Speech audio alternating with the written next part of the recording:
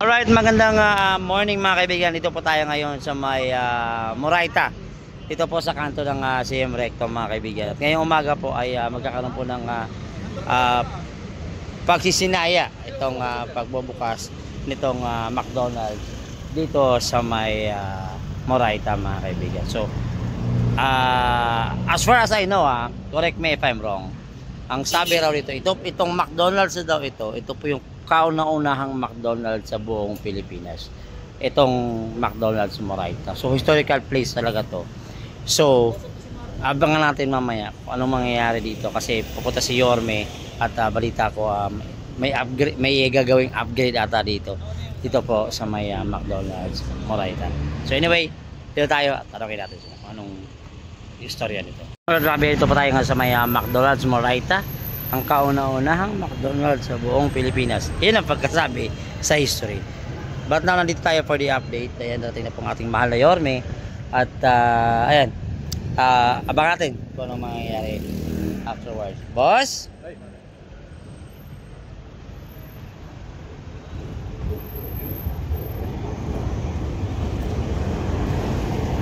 Si, Sir Letlet? Idol?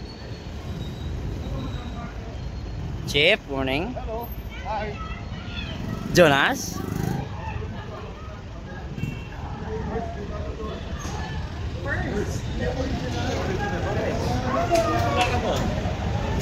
Dito siya ako dito? Ang bango-bango naman. Dito na ako dito.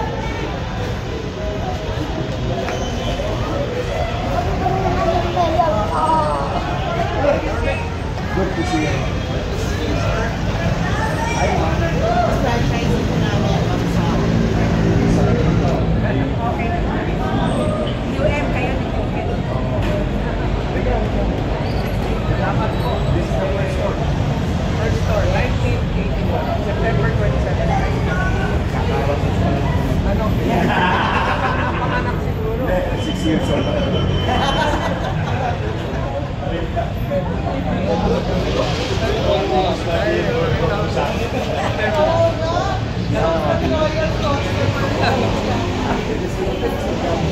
Ito yung kauna-unahang McDonald's na itinayo sa buong Pilipinas.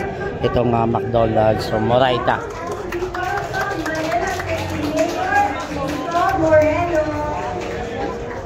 Palakpakan naman yung para sa ating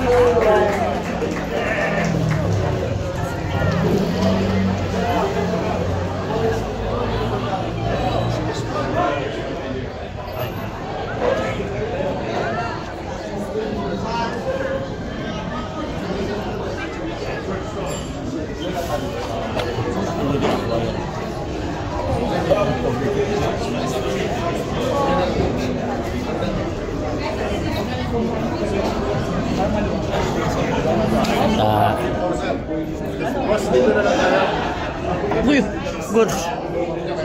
Mataas yun.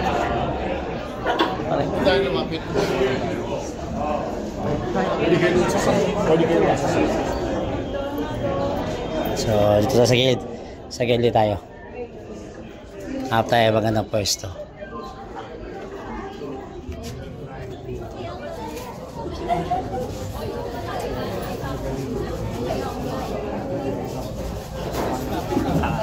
Saan tayo? Hi, morning.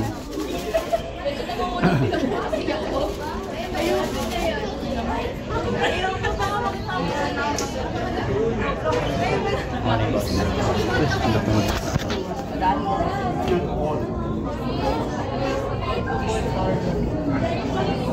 So, ito si Ronald McDonald. Tumaba na siya. Dati mapayat to eh. Tumaba na siya. Tama ba ako? Tama ba? Ay, pa. Sabi ko si Ronald McDonald. Dati mapayat. Ngayon mataba. Ayaw mag-agree. May nalaman ako. I don't know kung tama o mali. Ang sabi daw, ito daw pinakauna-unang McDonald's na tinayo sa buong Pilipinas. Tama ba ka, ma'am? Since kailan to, ma'am?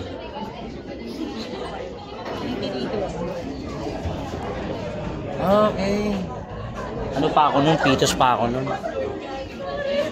Ay, ano din, di ba, malapit, nung time 81, next, ano nun, ano na, 86, people power, di ba?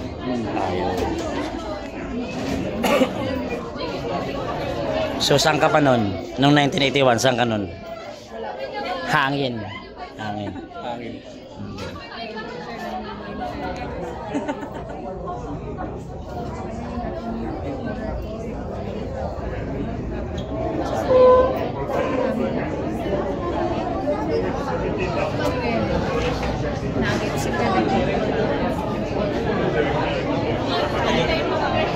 Siguro sa dami kinakain na burger ni Donald sa tumataba.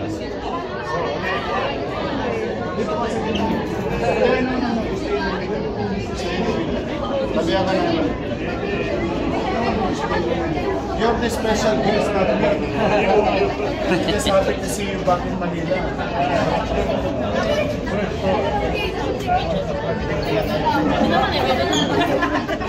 So, shout out din pala sa mga taga CSF na wala ako rito, no? Wala taga CSF dito. Kernel tags. Siyempre, yung smart natin, all the time. Ano ba kaguluhan kasi dyan? Anong kaguluhan dyan, mga ate? Anong kaguluhan dyan? Hi. Hi. Alam nyo ba? Alam nyo ba ito yung una-unahang McDonald's, di ba? So, the first McDonald's store. Welcome to Manila City Mayor Isko Moreno. We would also like to acknowledge the presence of trusted partner investor for the past 44 years from Lopez Real Investment Corporation, Mr. William Ao. Hello po. Thank you so much for joining us. And I believe now, we would like to invite Mayor Isko Moreno to share a few words for some families. Pasok ka. Kasi bubuksan ko eh. Dito pala eh. Everyone here, Manila is not Manila. Welcome home. Welcome back. Warren, welcome. George, welcome home. Very masaya. And I've been telling this many times for the past 4 months and even during my first term. I've been telling a lot of people in the business sector that, you know, Manila is old. Yes, it's true, we're old. We have a lot of story to tell. Yes. I think most Filipinos has a story and experience the city of Manila. One, and I'm pretty sure about it.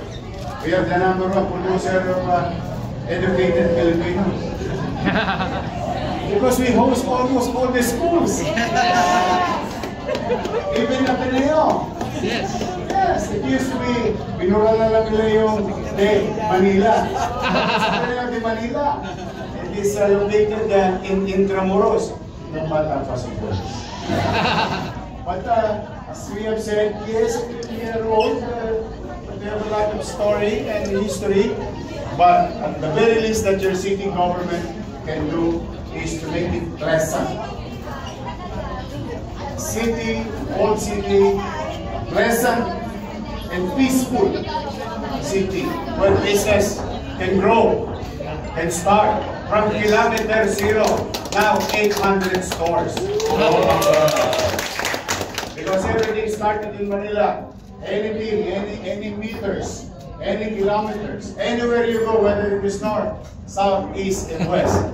This kilometers zero starts in Manila. That's why McDonald's, we're very proud to own McDonald's started in Manila.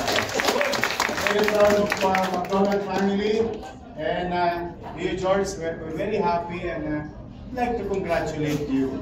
At isang patunay na isang tao kapag nagsikap ng maigi, nagpursige, may mararating sa buhay. McDonald's is a testament of those who are maybe in your heart, in your mind, wanted to start a business. Yes, you may achieve what George have achieved.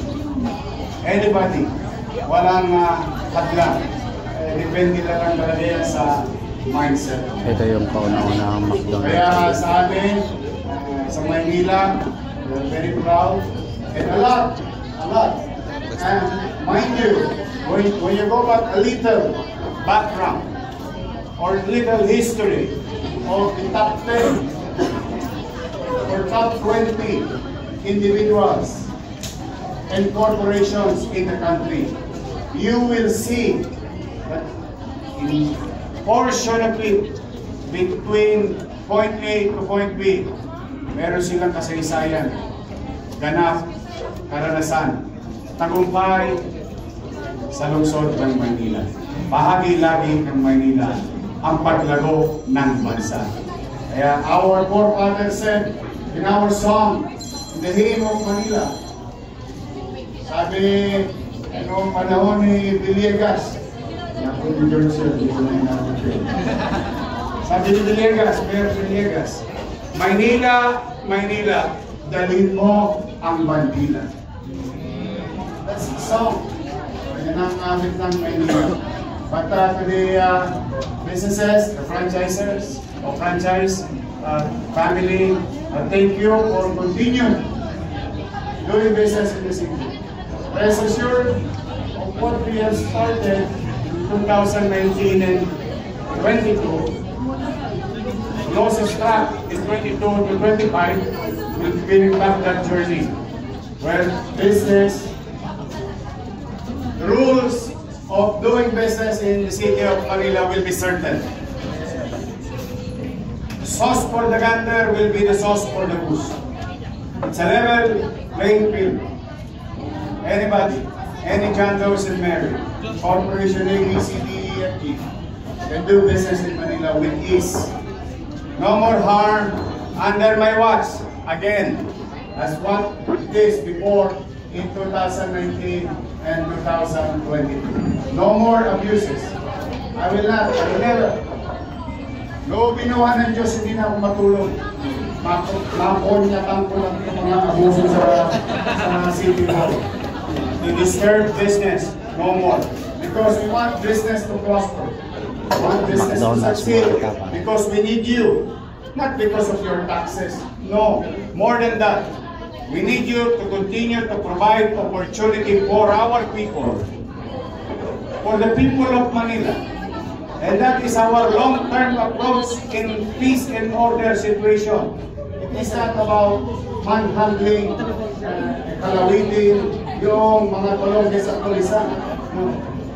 If I grew up in a very challenging community, and one thing that I have learned, kapag ang tao may trabaho, mas malaki ang probability na hindi siya mamimerwisyo ng kapwa. That's why that is our goal, that's our solution to the peace and order. Business will prosper. Jobs will be provided. Bonus na lang yung buwis. So that the people who are watching, the mothers and the fathers, sending their kids to Manila to study, will feel safe. And there is maaliwala na pamayanan. And if I may share, George, in less than 100 days, I would, it's within the striking distance, I would like to share it to you. With the ease of doing business are in place now, again, and rules on zoning was cut from 22 to 7, from 15 to 5. I'm happy to share to you and to everyone here. There is about 6,000 plus new registered business in the city of Manila for this quarter alone. So just imagine if you do your simple mathematics. One business, one job. 6,000 new jobs. If it is one job. But business needs a lot of human power or human resources. And we're happy in aligning ourselves with the direction of the business to come, to be safe, to prosper, providing jobs. We continue to provide skilled individuals in our training facility under MDSW. The other day, we just produced about 680 plus. 1 quarter, 1,000 plus new skilled individuals. So this is what we're going to do. We'll continue to invest in MBN. Under MBN, what we call minimum basic needs. Housing, education, healthcare, and jobs. Jobs, jobs, jobs. So that there will be equal opportunity for everyone. Manila is a symbol of hope before. And we're going to continue that Manila will be the symbol of hope for tomorrow, for the next generation. Again, congratulations, George. Thank you. Congratulations, McDonald family. Mabasa pa kayo ng ulan, dumami pa kayo.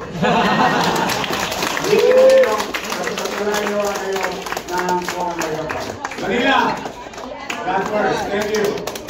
Maraming salamat po. Thank you again, not just for joining us today, but for your continued support and partnership. So rest assured that McDonald's Philippines will continue to be a ally in providing feel-good moments and of course opportunities to the vendors. But wait, there is more. Alam niyo ba na si Mayor Isko ay naka-birthday lang po noong 24. Kaya dahil yan, pwede ba natin siya kantahan ng happy birthday? Happy birthday to you. Happy birthday to you. Happy birthday, happy birthday. Happy birthday to you.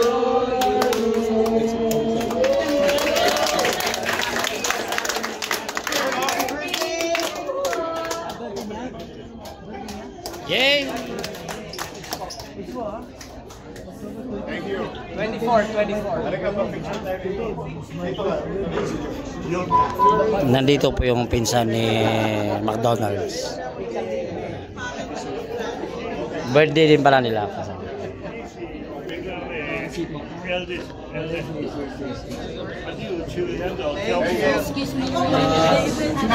Actually, si Mayor po, no, meron din po siyang social beneficiaries of Manila Child Development Center who are actually waiting upstairs. So we will leave the Taisha Heights for a McDo party. So kaya pa kayo mga Now, we would like to invite our guests for another round of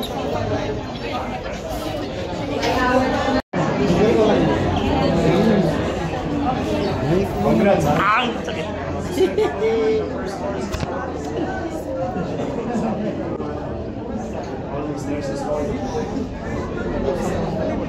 Ito ba sa grade B? Anatomy.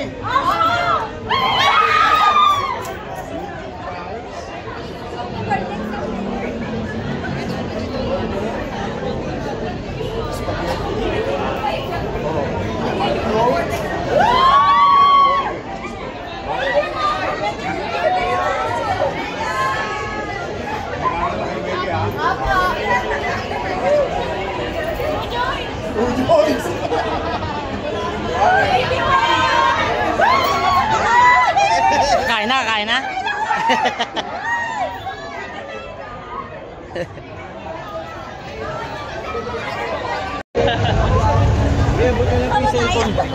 Yan may mga pinsan ko dito po.